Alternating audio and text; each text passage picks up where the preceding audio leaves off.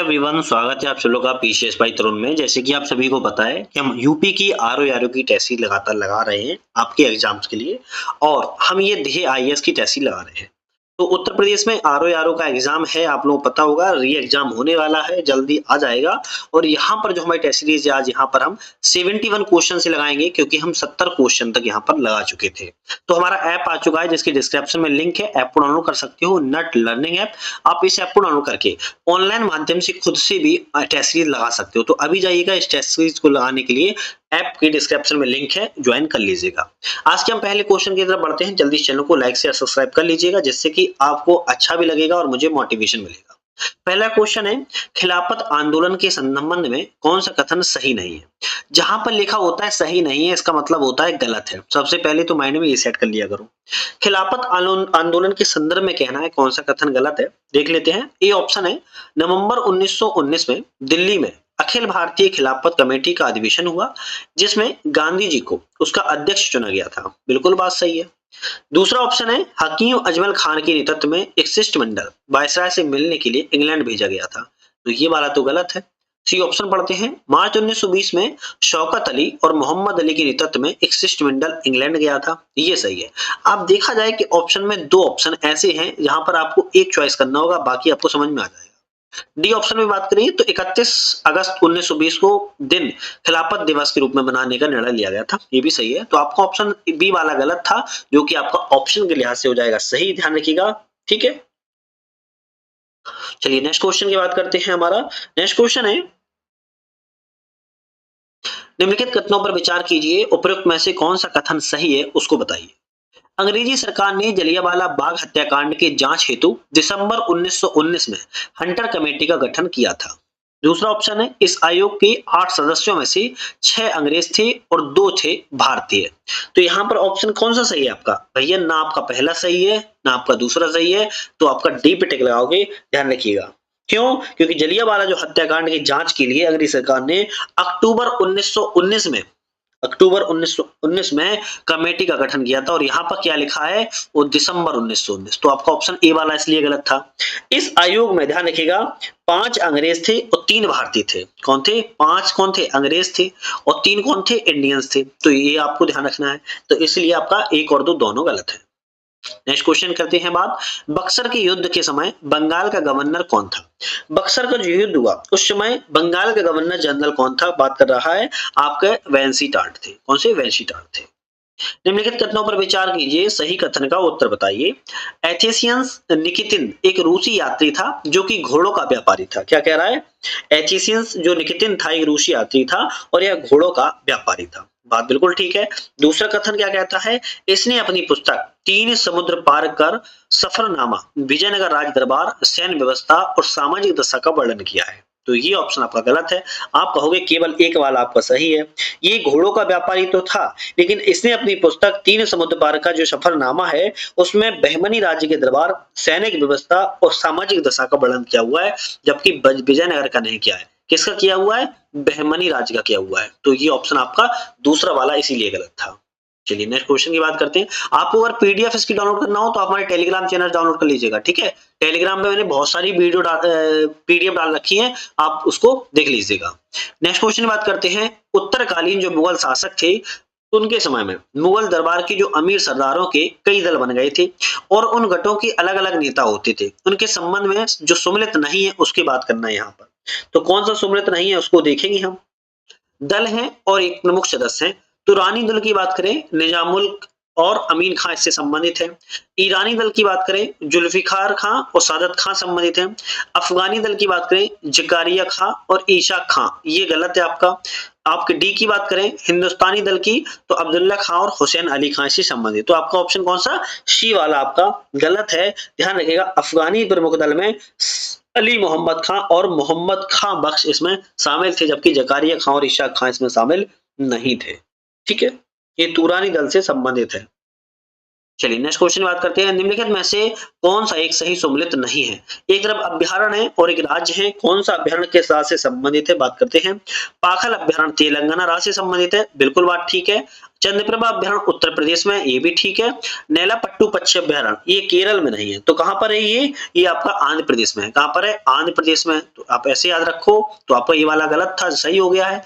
रंगना it to पक्षी अभ्यारण्य आपका कर्नाटक में ही है। तो आप बाकी के सभी याद कर लीजिए। एंथोफोबिया में भय उत्पन्न होता है, किसके कारण होता है?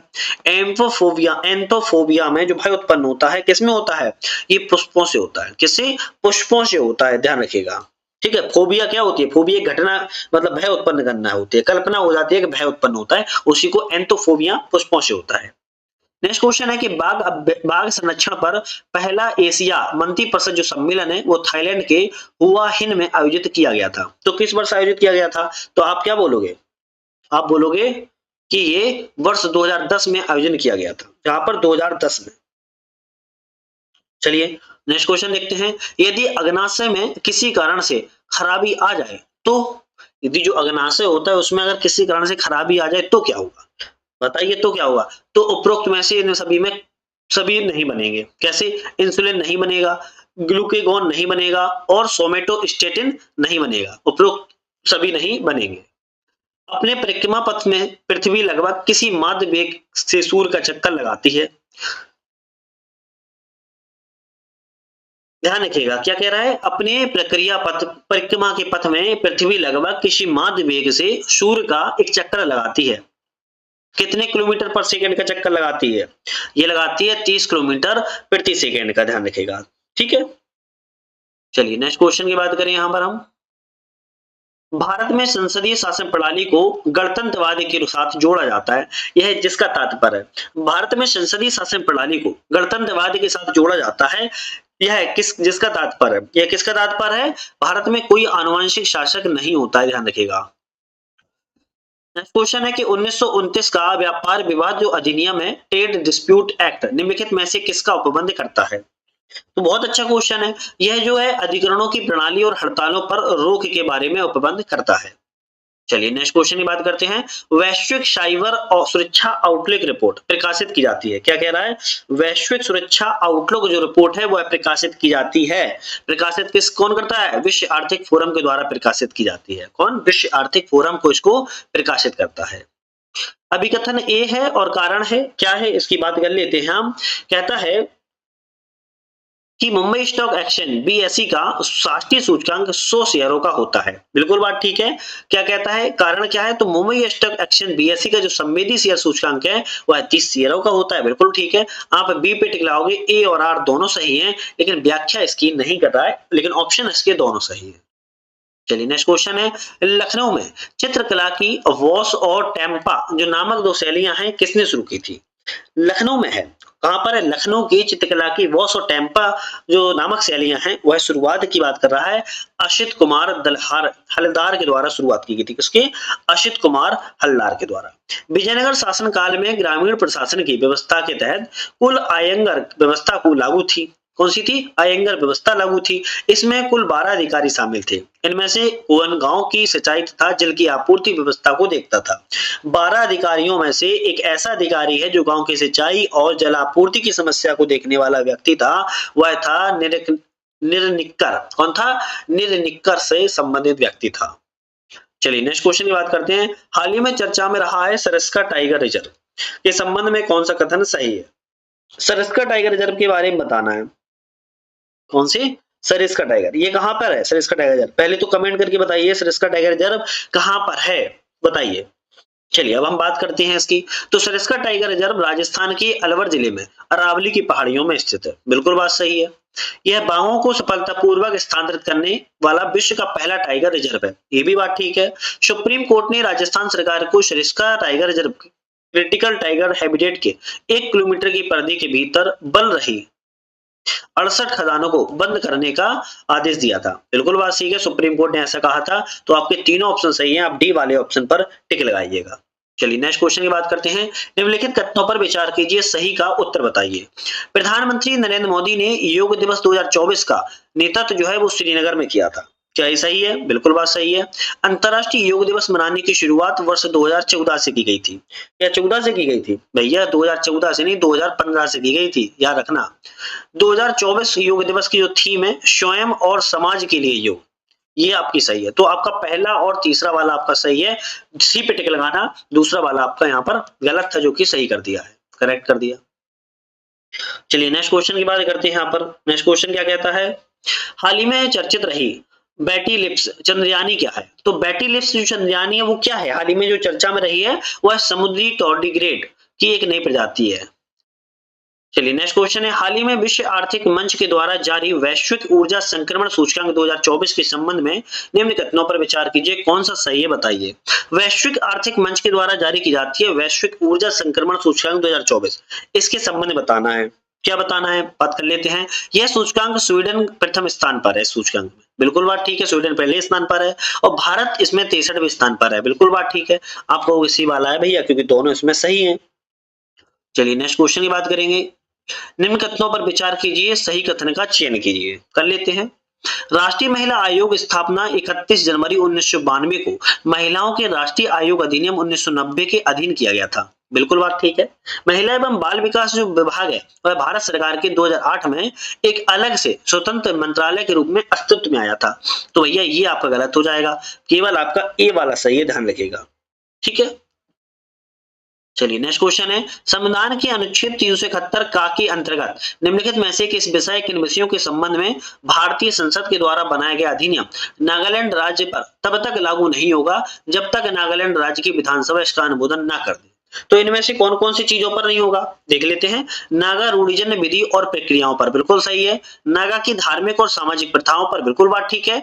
भूमि और उसके संपत्ति स्रोतों के स्वामित्व पर, यह भी ठीक है। सिविल और दांडिक न्याय प्रशासन जहां विनिश्चय नागा रूढ़िजन विधि के अनुसार होते हैं, ये भी सही है। आप कहोगे चारों ऑप्शन यहाँ पर सही है। बात क्या कही गई समझो, ये जो यहाँ पर चीजें हैं ये तभी चीजें भारतीय संविधान के अंतर्गत तभी इन विषयों पर भारतीय संसद में बदलाव हुआ जब नागालैंड राज्य की विधानसभा इस पे अनुमोदन कर देती है। अगर अनुमोदन नहीं करती है नागालैंड की विधानसभा तो फिर यहाँ पर कुछ भी नहीं होगा, ध्यान रखिएगा।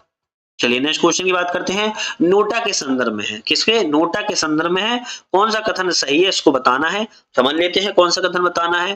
People's union for civil liberties बनाम भारत सरकार मामले में सुप्रीम कोर्ट के चुनावों में मतदाताओं को नोटा का विकल्प देने का निर्णय सुनाया गया है, बिल्कुल सही बात है।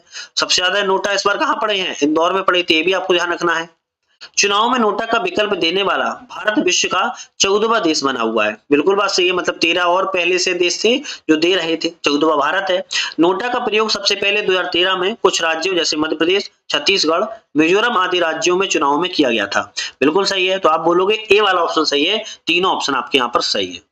चलिए नेक्स्ट क्वेश्चन है, किसी सदन का नाम निर्देशित सदस्य उस सदन की सदस्यता की अयोग्यता को अयोग्य हो जाएगा यदि वह उस सदन में अपना स्थान ग्रहण करने के निम्न समय के बाद किसी राजनीतिक दल की सदस्यता को ग्रहण कर लेता है।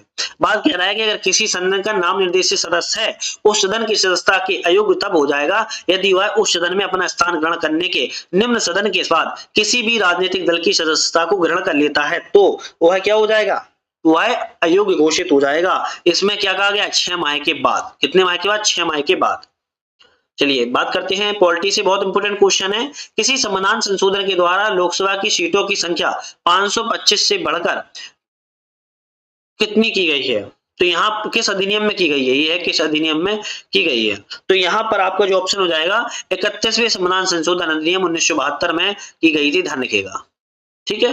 चलिए नेक्स्ट क्वेश्चन है, लोकसभा चुनाव 2024 में निम्नलिखित विभिन्न दलों को प्राप्त सीटों के संदर्भ में कौन सा सम्मिलित नहीं है। एक तरफ पार्टी और एक तरफ प्राप्त सीटें हैं, कौन सी पार्टी को कितनी सीटें प्राप्त हुई हैं इनके संदर्भ में है, और एक ऑप्शन यहाँ पर गलत भी है। कौन सा गलत है उसको देखेंगे।